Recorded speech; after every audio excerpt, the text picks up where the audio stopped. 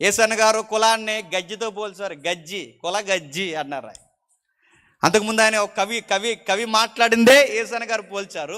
కులాన్ని గజ్జితో పోల్చారు. ఎందుకు గజ్జితో పోల్చారు అంటే, గజ్జి ఉన్నవాడికి మంచి ఇన్సర్ట్ చేసామనుకోండి, టక్ చేసిన తర్వాత ఆడు ఏ ఫంక్షన్కి వాడిని తీసుకొచ్చామనుకోండి, లోపల గజ్జి ఉంది, ఆడికి పైన ఎంత ముత్తాబు చేసినా, ఆడికి ఎంత ముత్తాబు చేసినా ఆ ఫంక్షన్ తీసుకెళ్ళిన తర్వాత ఎమ్మెల్యేలు వచ్చారు, ఎంపీలు వచ్చారు, సెలబ్రిటీలు వచ్చారు, స్టూడెంట్స్ వచ్చారు, అందరూ ఆ ఫంక్షన్కి వచ్చారు. ఈ లోపల దురదొచ్చింది.